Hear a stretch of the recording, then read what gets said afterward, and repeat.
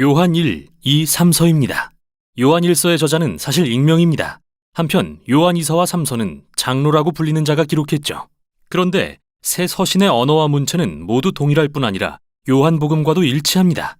그래서 대부분의 사람들은 세 서신 모두 예수님이 사랑하시던 제자가 썼다고 생각합니다. 여기서 그는 12사도 중 하나인 세베대의 아들 요한이거나 예수님의 초기 제자 중 장로 요한으로 알려진 다른 요한일 수도 있습니다. 누가 되었든 간에 그는 지금 노년이며 고대 에베소시 주변에 있는 걸로 짐작되는 가정교회 공동체들을 감독하고 있습니다. 복음서와 이 서신들에서 발견되는 단서들로 볼 때 이 공동체들은 대부분 예수님을 따르는 유대인들로 이루어져 있었으며 최근 어떠한 위기를 겪었고 그게 동기가 되어 요한이 이 서신들을 기록한 것 같습니다. 그는 한 무리의 사람들이 이 교회들과 관계를 끊었다고 이야기합니다. 이들은 더는 예수님을 이스라엘의 메시아나 하나님의 아들로서 인정하지 않았고 신실하게 교회에 남아있던 성도들 사이에 적대감을 불러일으켰는데요. 실제로 요한 2서와 3서는 분명하게 이 갈등을 다루었죠. 요한 2서는 특정한 가정교회를 위한 경고입니다. 요한이 미혹하는 자들로 부르는 예수님을 부인하는 자들이 있습니다. 아마도 그들이 이 교회에 찾아올 텐데 그들에게 어떤 인정이나 후원도 제공해서는 안 됩니다. 요한 3서는 사실 이들 가정교회 중 한 곳의 성도인 가이오라는 사람에게 쓴 글로서 요한은 그에게 곧 도착할 진짜 선교사들을 환대해 주라고 요청합니다.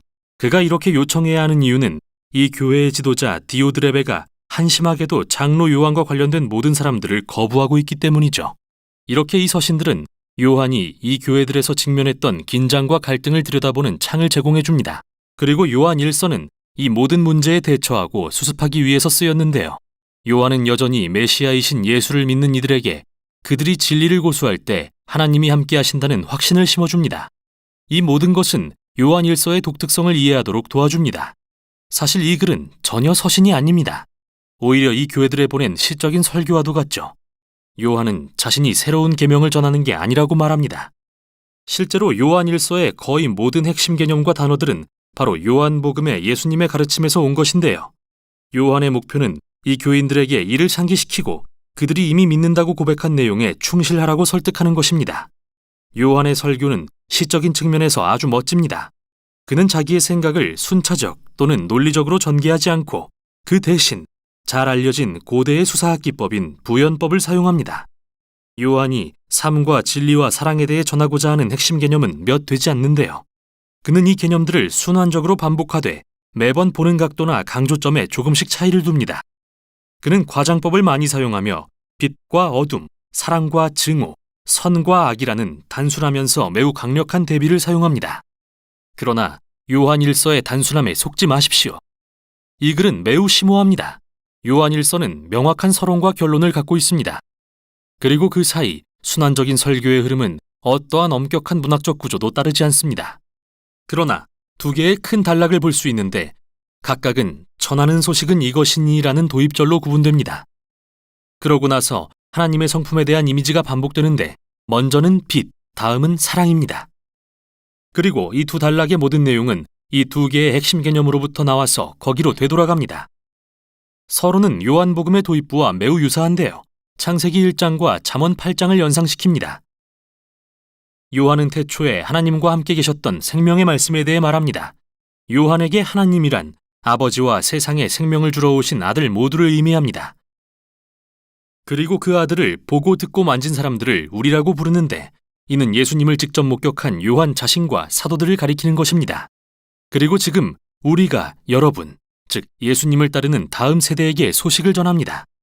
사도들이 다른 사람들에게 생명의 말씀을 전할 때 그들 역시 사도들을 통해 하나님 아버지와 그 아들과 교제하게 됩니다.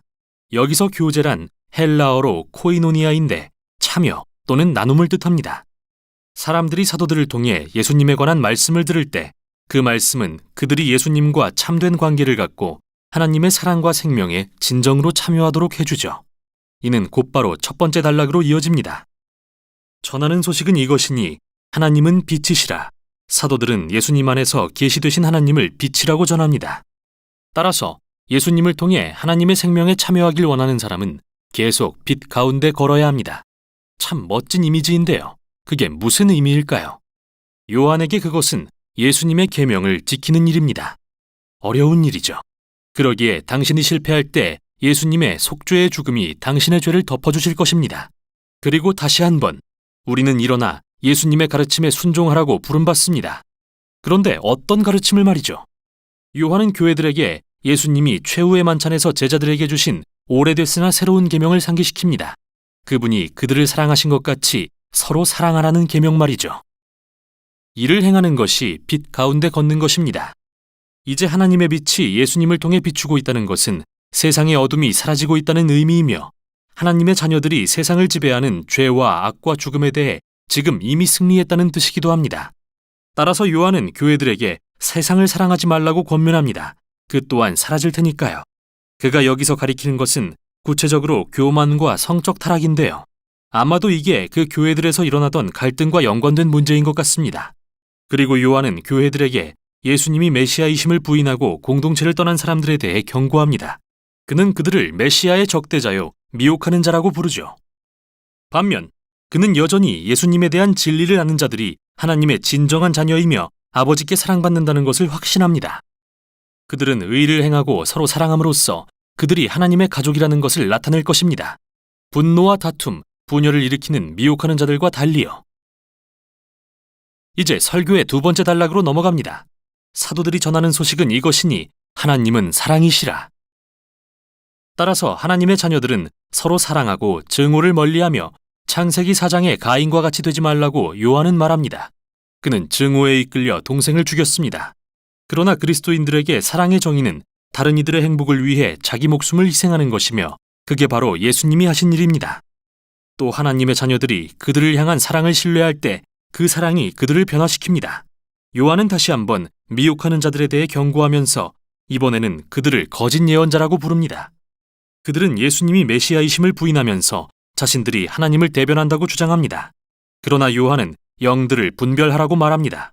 만일 누가 하나님을 대변한다고 주장하면서 십자가에 달린 하나님의 아들이신 예수님께 주목하지 않는다면 그 사람은 하나님을 대변하는 게 아니라고 말이죠.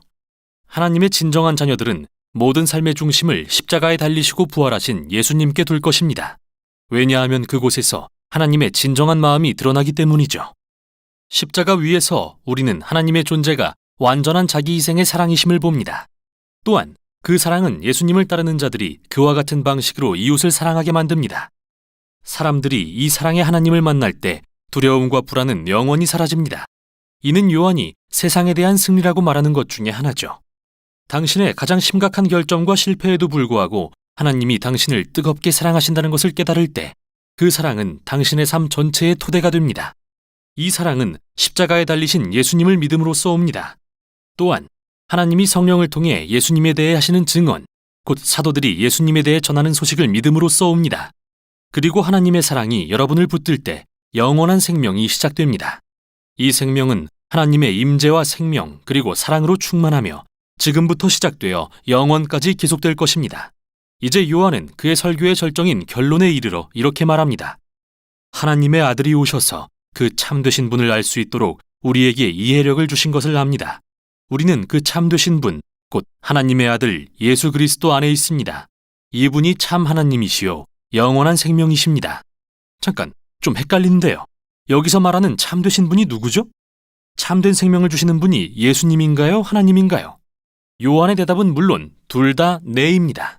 요한에게 예수님과 상관없는 하나님이란 없으니까요.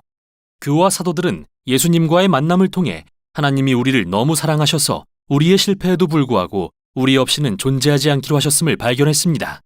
이 하나님은 참 놀랍고 예측할 수 없으십니다.